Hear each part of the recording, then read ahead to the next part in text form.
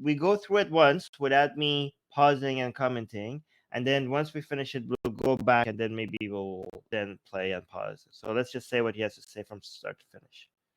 As Arabs, we need to admit that the West and Israel are not our oppressors. We Arabs are our worst enemies and biggest oppressors. We Arabs have killed and oppressed 1,000,000 times more of our own kind than the West and Israel. It was not the West or Israel that married off my mother when she was a child. It was my own people. It is not the West or Israel that has been bombing Yemen and killed over 400,000 Yemenis. It is our own people. It is not Israel or the West that has implanted Islamic extremism in the East and in the West. It is our books, it is our mosques, it is our imams, it is what we read and what we preach. It is not the West or Israel that force us to treat our women like commodities. And most of all, it is not the West or Israel that do not value Arab lives. It is we Arabs who do not value human lives. If we do not admit to ourselves that we are the problem, that we need to progress, that we need to change, then change will never happen, and blood will keep on flowing, and no one will respect us. How do we expect the international community to respect us when we do not respect ourselves? What do you guys think? One thing I want to say is the courage of this guy to say some of these things openly. Really respect that. And I think it's important that people in the Arab and Muslim world are doing some of the critiquing of themselves, whether you agree with it or not. It's important that it's internal, because a lot of times those things, it's more difficult to change when it's external actors, because people are more resistant to that most of the time. So the fact that he's saying this as an Arab, and I don't know if he's an ex-Muslim or not, but as someone who grew up in that environment, and I thought it was interesting that he even brought some of his own familial examples, like that his mother was married as a child, and so I have a lot of respect for him for having the courage to say it. And I think that some of the stuff he says is probably true, but I'm never a fan of broad words, Yes. like always, never, things like that. Yeah, okay, that's good. I was gonna go there. Rivka, so that's Rivka's take. Anna, what do you think?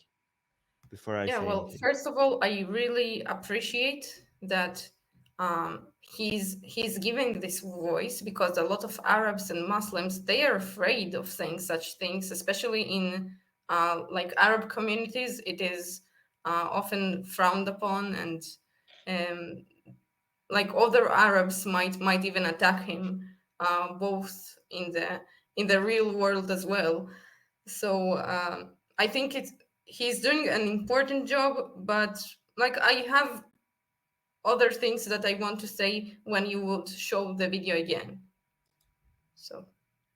So my take is, okay, so I like people giving up, not being afraid to give their perspective, and also a lot of the things, if it was a little bit adjusted, I would say it was true. And the fact that you're breaking taboos in general, whether I find things that I would disagree with him, the fact that he's just breaking taboos and saying things that a lot of people wouldn't say coming from his background, it's that there's a lot of utility in that.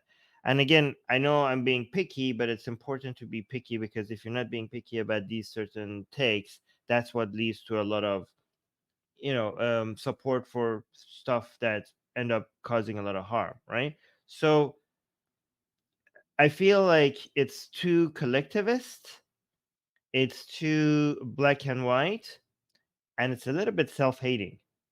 Those are the problems I have with it, right? So collectivist, as in, if I was an Arab and I was watching this and I didn't do anything to contribute to any of this, and then you say like, oh, we Arabs are to be blamed, I'm like, I didn't do anything. Like, what the hell? Like, why are you blaming me? Like, I don't, just because some other people somewhere did something and they're Arabs and I'm Arab as well, why do I have to feel guilty because of the actions of other Arabs? Like, why am I being grouped into this whole package of people that I had nothing to, like, I didn't do anything. Like, why are you saying we Arabs? Like, what did I do? Like, what do you guys think? Like, that I don't like that whole collectivist generalization attitude. What do you think? I think it's sometimes not helpful to paint everybody or everything or every action of a society with a broad brush. You know, no one's a monolith. I think your point about people getting upset, I think that's human nature a lot of times. Like, don't, you know, that's not me. Don't, you know, don't point the finger at me. So maybe the language and the would be more beneficial to his messaging if he tweaked it a little bit and made it a little bit less like that. But I think my impression is he's using this language for a reason, and that is to get a reaction, to get people to get upset maybe and go, well, wait a minute, what are you talking about? And force a conversation. I could be wrong. I don't know this guy personally, but I think that oftentimes when people make videos like this, they do use their specific language for a specific reason, to create a reaction, perhaps like that. So people get angry and then examine themselves and go, wait a minute, that's not me. I'm not like that. Well, what about people I know? What about the mosque? What about my mom? What about, you know, whatever some of the points he made. So, but yeah, monolith, broad brushing isn't necessarily helpful in the end. So Anna, you want to say? I have responses to what Rivka is saying, but I want Anna to also talk before I say. Well, but on the other hand, I think that it helps to convey his message that also a lot of Arabs and Muslims are getting killed or are suffering because of other Arabs and Muslims, and this side of the of the world, like the Muslim world, it's often uses the West and the Zionists as the total evil without paying enough attention to the suffering of Arabs or from Muslims. Like the narrative is that only the West and Israel is responsible for all the problems. So I think, like here, I think the generalization is not harmful. It's actually serving a good purpose. And also, like, Israelis often talk about themselves like this. Like, we Israelis need to understand. I don't think that it's necessarily bad. Okay, I disagree. I think generalization is most often bad, um, because you're you're doing guilt by association with people who haven't, or even having pride by association for things that people are not responsible for. And I know, you know, Israelis do it. Many again. See, I just generalized. Many Israelis do it. Many Iranians do it. Many Americans do it. Many people do it, and it's wrong. Just because many people do it, that doesn't make it right. I mean, the fact that it's human nature, yeah, because that's a problem. Um, Again, it is natural for our mindset to be collectivist, and we have to fight this nature. And um, the use of language, and again, a lot of people say, well, this is how they use language. Yeah, and I think it's worth being picky about this. We are One thing that has made the world a much better place is focusing a lot on an individual mindset and using individual language that focuses on individualism rather than having a collectivist mindset. Other than the times that we're trying to work as a collective, as a group, to accomplish some things. When it comes to, here's the thing, when it comes to teamwork, a collectivist mindset might be useful, but when it comes to responsibility and who to blame and who to thank, then a collectivist mindset doesn't work. That's not helpful at all. We have to have an individualist mindset. And if, again, I know I'm being this guy's work is valuable and what he's saying is worth considering, but I also think it's worth criticizing when somebody like many of the problems that we have right now is exactly because of this collectivist mindset.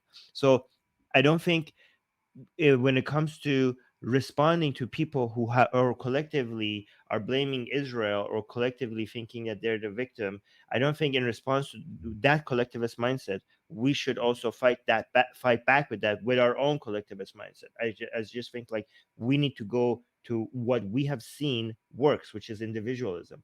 And also when it comes to him just saying these just to get a reaction, I don't agree with that methodology. I don't agree with saying wrong things, purposefully saying wrong things just to get a reaction. I think it's good to try to get a reaction, but I think we have to have a standard of saying getting reactions from things that are true and correct.